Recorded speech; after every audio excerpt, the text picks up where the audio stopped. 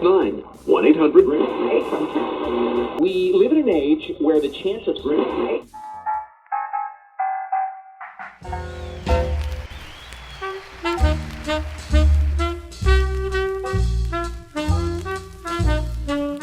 Sounds incredibly complex. It sounds like students, you need to have abilities that span.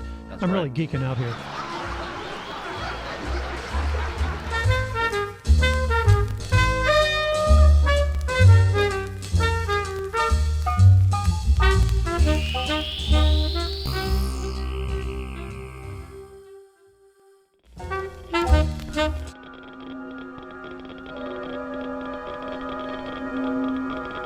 One of the greatest energy discoveries, nuclear energy.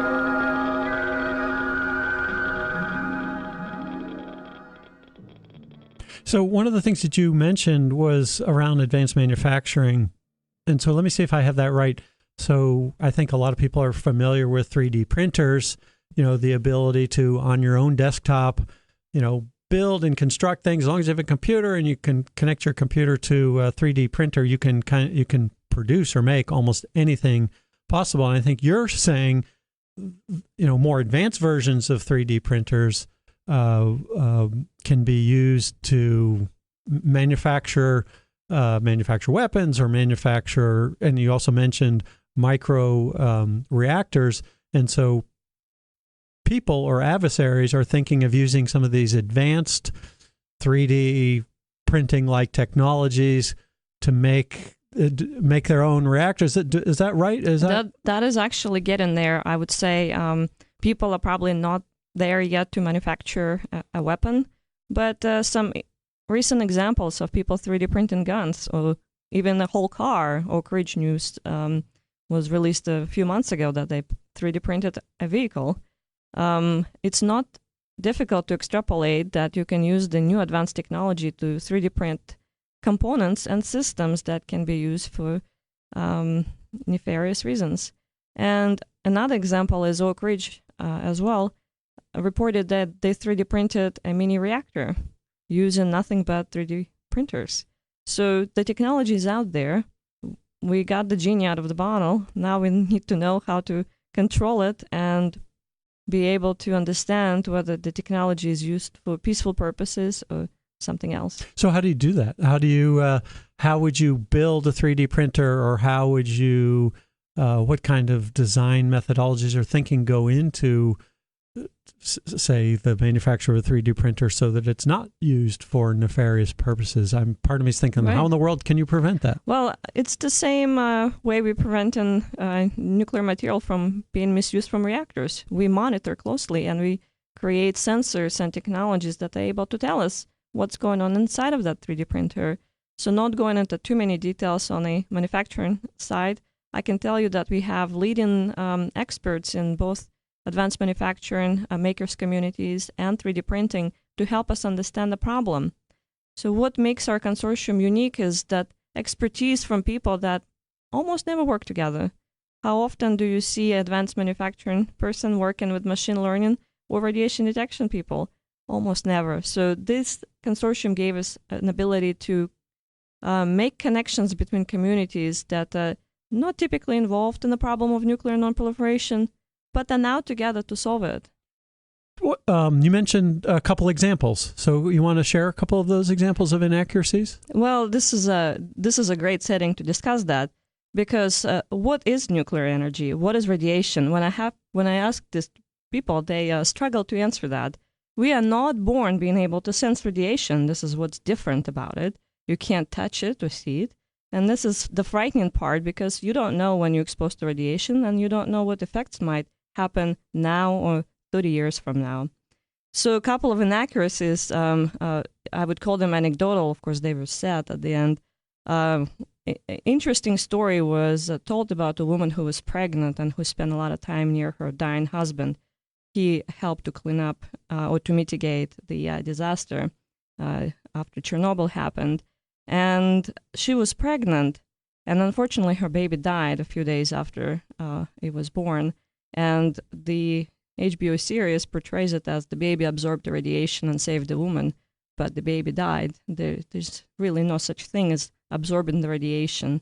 by one human being to save another.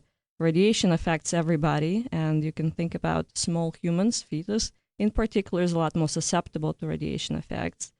And other inaccuracies, when people were exposed to radiation and were done in hospitals, it was portrayed as they could irradiate other people.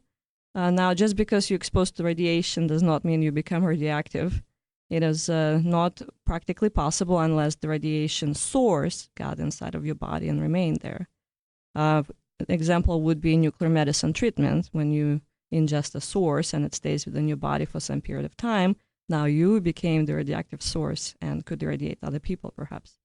So some inaccuracies like that highlight the importance of education of public about nuclear energy, nuclear sources, and radiation in general.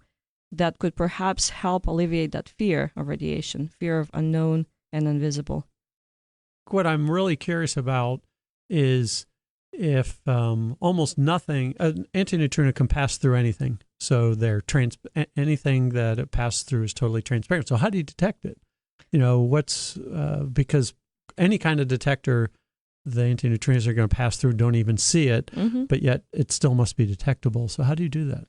Well, this is a great question, and it has to do with not only how you detect that. The detection method is actually relatively straightforward.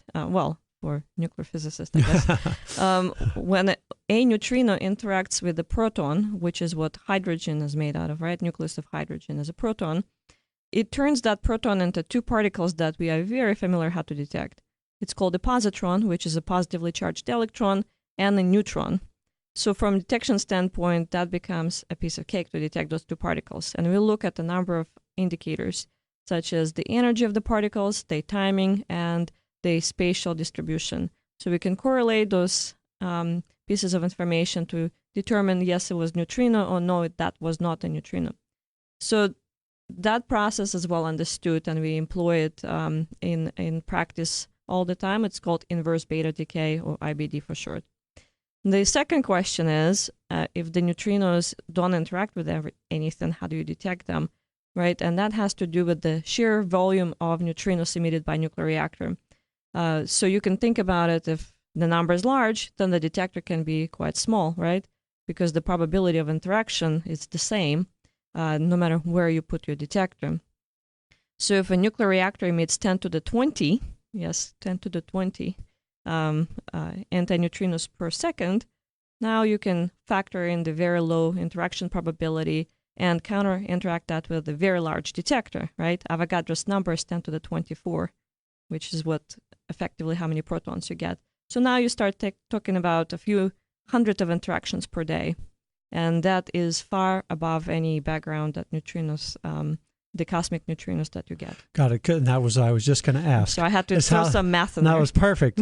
and I was just going to ask is, how are the antineutrinos from the reactor different from the antineutrinos that you say are passing through our body that I think you also said come from the Big Bang?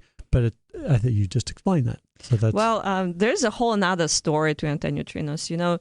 Those particles, people that research them get Nobel Prizes for a reason.